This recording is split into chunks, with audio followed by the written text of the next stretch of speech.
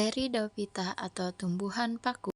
Cakupan materi yang pertama yaitu definisi Pteridophyta, yang kedua karakteristik Pteridophyta, yang ketiga metagenesis Pteridophyta, dan yang terakhir yaitu struktur tubuh Pteridophyta. Pteridophyta atau tumbuhan paku merupakan kelompok tumbuhan kormus, yang dimana tumbuhan kormus ini mempunyai akar, batang, dan daun, serta berspora. Materi yang selanjutnya yaitu karakteristik Pteridophyta. Adapun karakteristiknya yaitu yang pertama eukariotik, yang kedua multiseluler, yang ketiga habitatnya terestrial dan epifit, yang keempat berklorofil atau autotrof, yaitu bisa menghasilkan makanan sendiri melalui fotosintesis. Yang kelima yaitu memiliki akar, batang, dan daun yang jelas. Yang keenam, ukuran tubuh bervariasi mulai dari milimeter sampai meter. Yang ketujuh, memiliki jaringan pengangkut yaitu xilem dan phloem dengan tipe konsentris amfibrikal. Karakteristik yang kedelapan yaitu akarnya serabut, yang dimana ujungnya yaitu dilindungi oleh kaliptra. Yang kesembilan, batang. Umumnya batangnya itu tidak tampak atau berupa rizoma atau seperti rimpang. Kemudian batangnya itu muncul di atas permukaan tanah dengan ukuran sangat pendek sekitar 0,5 cm. Lalu beberapa jenis seperti paku pohon atau paku tiang panjangnya mencapai 5 meter. Misalnya pada tumbuhan paku Alsopila dan Cyathea. Yang ke-10 yaitu daun muda menggulung. Yang ke-11, daunnya itu memiliki dua tipe daun, yang dimana ada berdasarkan ukuran dan berdasarkan fungsi. Yang berdasarkan ukuran ada makrofil yang berukuran besar dan mikrofil yang berukuran kecil. Kemudian berdasarkan fungsinya yaitu ada tropofil, daun steril untuk fotosintesis, serta sporofil yaitu daun fertil sebagai penghasil spora untuk reproduksi. Karakteristik yang ke-12 yaitu struktur sporanya terbagi menjadi 3 bagian. Yang pertama, bentuk seperti serbuk bedak berwarna hitam, coklat, kemerahan, kekuningan, atau hijau. Bagian yang kedua yaitu bagian luar berbentuk selaput tipis atau indusium. Bagian yang ketiga yaitu bagian dalam sorus terdapat kumpulan sporangium yang berisi ribuan spora. Yang ke-13 yaitu mengalami metagenesis atau pergiliran keturunan, yang dimana terbagi menjadi dua, yaitu sporofit, generasi yang menghasilkan spora atau tumbuhan paku. Yang kedua yaitu gametofit atau generasi yang menghasilkan gamet protalium, yang dimana generasi sporofit ini sangat mendominasi. Dan karakteristik Pteridophyta yang terakhir yaitu reproduksi, yang dimana reproduksinya terdapat dua, yaitu secara aseksual dan secara seksual. Yang dimana secara aseksual yaitu vegetatif, yang berupa stolon menghasilkan gamma atau tunas serta spora. Kemudian secara seksual atau generatif, yang dimana terjadi akibat pembentukan sel kelamin gamet jantan dan betina, yang dimana gametogonium jantan atau antheridium menghasilkan spermatozoid dan gametogonium betina atau archegonium menghasilkan sel telur atau ovum. Cakupan materi yang ketiga yaitu struktur tubuh Pteridophyta, yang dimana ada akar dimulai dari bawah, kemudian ada rimpang, lalu daun muda menggulung yaitu crozier atau fiddlehead, lalu stalk atau stipe merupakan tangkai bawah, kemudian naik lagi ke atas itu ada blade.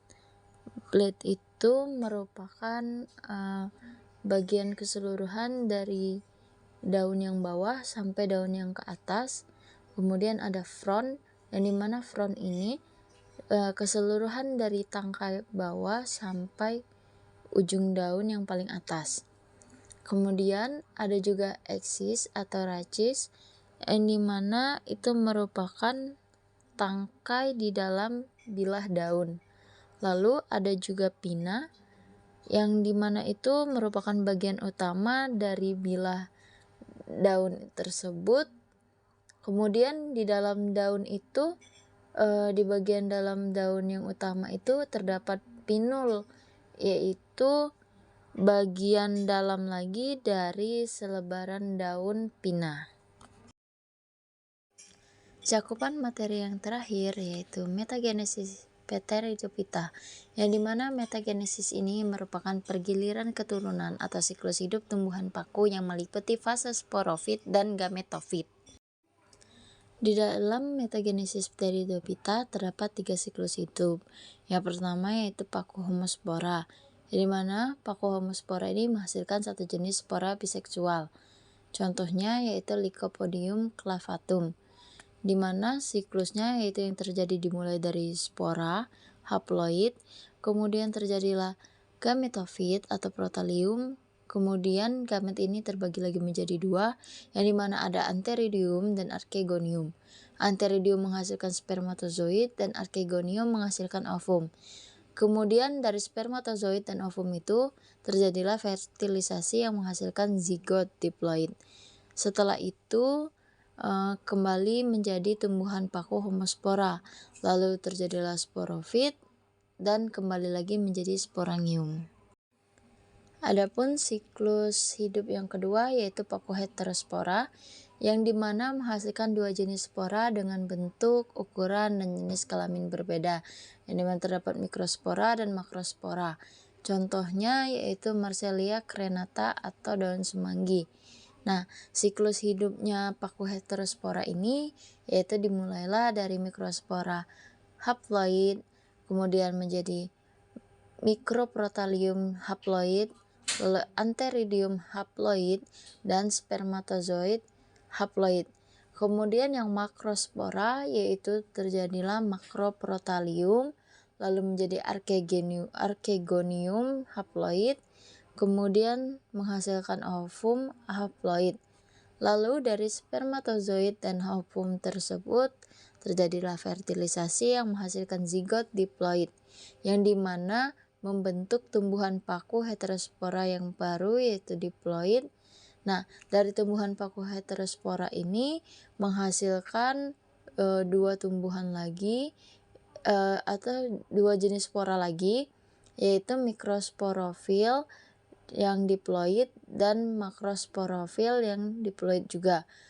Lalu dari mikrosporofil yang diploid ini menghasilkan mikrosporangium yang diploid juga. Kembali lagi menjadi mikrospora. Nah, setelah itu makrosporofil diploid tadi juga menghasilkan makrosporangium dan kembali lagi menjadi makrospora.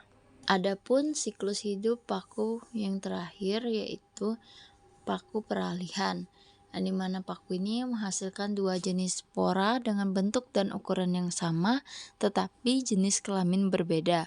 Contohnya yaitu Equisetum debil. Nah, siklus hidupnya yaitu dimulai dari spora haploid menghasilkan protalium jantan haploid, kemudian menghasilkan lagi antheridium haploid dan menghasilkan spermatozoid haploid.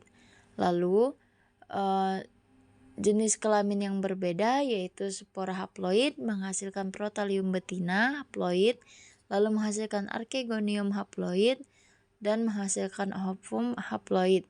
Dari spermatozoid yang haploid dan ovum yang haploid ini terjadilah fertilisasi, kemudian menghasilkan zigot diploid. Nah, dari zigot ini membentuk tumbuhan paku yang baru diploid, lalu menghasilkan sporofil diploid, dan yang terakhir yaitu menghasilkan sporangium diploid. Nah, dari sporangium ini kembali lagi terpecah menjadi ada yang spora jantan dan ada yang juga spora betina.